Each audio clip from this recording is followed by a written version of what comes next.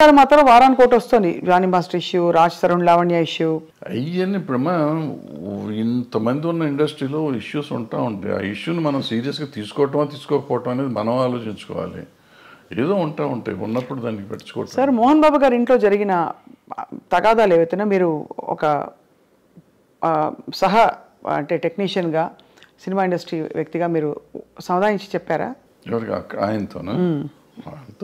ఇది ఏదో అది పర్సనల్గా కదా. ఒకవేళ నేను మాట్లాడినప్పుడు నేను పబ్లిక్లో చెప్పకూడదు కదా.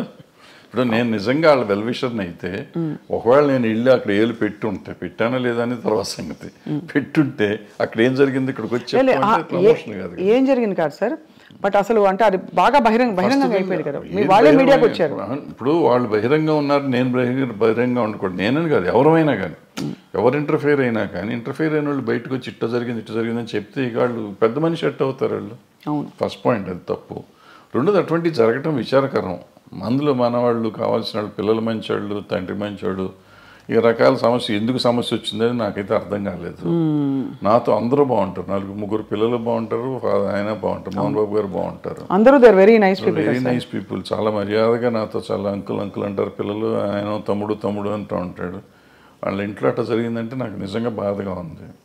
I just really wanted to go and speak, but ఏమో ఎందుకు డెలికసీస్ వాళ్ళవి మనకి ఎందుకని నేను అడగలేదు.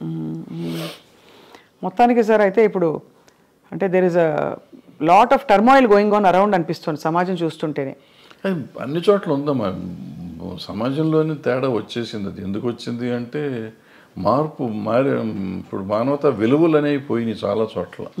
మనం విలువల గురించి మాట్లాడతాం కానీ విలువలే లేవు. ఇప్పుడు ఇంతకుముందు అనుకున్నాం శీలం అనేది విలువ, ఆత్మీయతలు, మన సంబంధాలు, మానవత సంబంధాలు విలువలు ఉండేవి.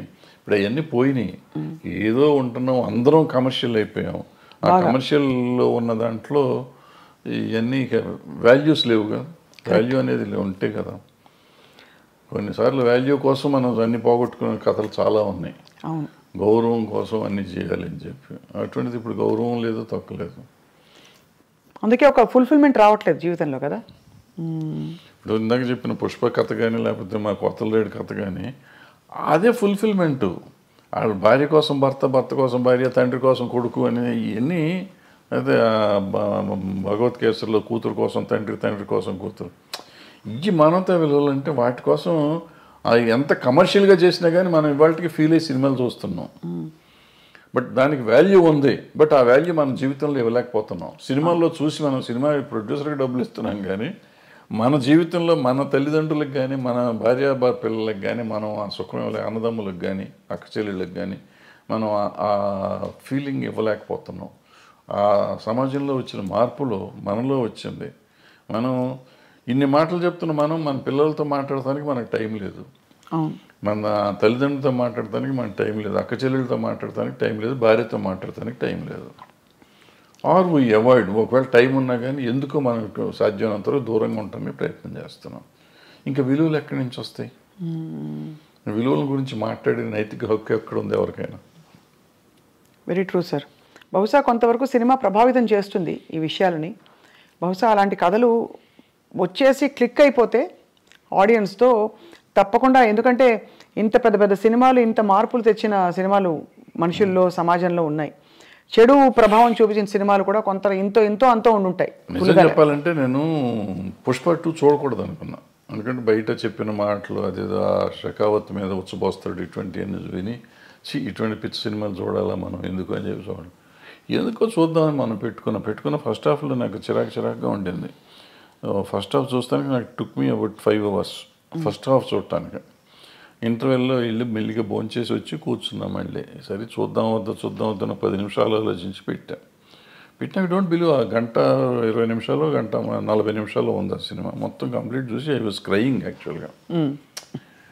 అంటే అక్కడ నీకు లైఫ్ ఉంది, అంతకుముందు లైఫ్ లేదు, అంతా ఏదో సినిమాలు కమర్షియల్గా ఉండేదంతా తీసాడు ఆయన.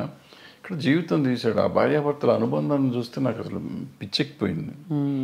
ఆ అమ్మాయి కోసం ఇతను తప్పను కానీ వేరే సీన్లో ఆ అమ్మాయి వాళ్ళని చాట్ చేసిన సీన్ కానీ, తర్వాత ఆడబిడ్డ కోసం ఇతను వెళ్ళి ఫైటింగ్ చేస్తున్నాడు. అంటే వాడు అంత పెద్ద డాన్ లాంటి వాడు వెళ్ళి లైఫ్ను పోగొట్టుకుంటున్నాడు, డబ్బును పోగొట్టుకుంటున్నాడు, ఎన్ని పోయినా పర్లేదు నాకు పిల్లలు కాపాడితే చాలనే ఫీలింగ్ తెచ్చా. అంటే మనలో కూడా ఒక ఆవేశం తీసుకురాగలిగాడు.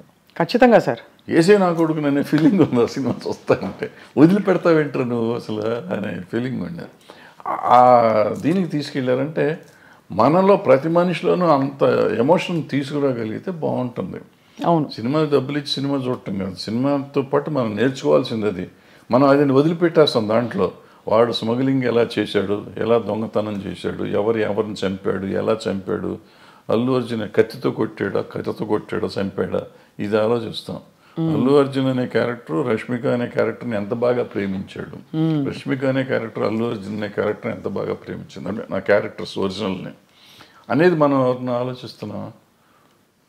Very very true sir. I think human values relationships నిలబడ్డప్పుడే టోటల్ సక్సెస్ అని చెప్పచ్చు. సినిమాకి కావచ్చు, జీవితాల్లో కావచ్చు. కానీ భరద్వాజ్ గారు మీరు మళ్ళీ వెబ్ సిరీస్ కానీ ఇంకా ఏమన్నా వెంచర్స్ కానీ క్రియేటివ్ వెంచర్స్ చేసే అవకాశాలు ఉన్నాయా? ఏమన్నా వర్క్ చేస్తారా? చెప్తున్నా కదా, నేను పని చేస్తానే ఉంటా, ఖాళీకి ఏం లేను. ఏదో ఇటువంటి కథ రాసుకోవటం రైటమో చేస్తా ఉంటాను. మనకి అవకాశం కూడా రావాలి కదా, అవకాశం వస్తే చేస్తానికి రెడీగానే ఉన్నాం. బట్ నేను ఇందాక చెప్పినట్టు I keep on trying to do something. అవుతుందా అవదా నాకు తెలియదు, అయినప్పుడు అవుతుందా, అవ్వకపోతే కూడా నష్టం లేదు, అయితే లాభం లేదు. బట్ మీరు you are always in the news and everybody watches your videos. మీ వీడియోస్కి చాలా మంచి స్పందన చూశాను నేను.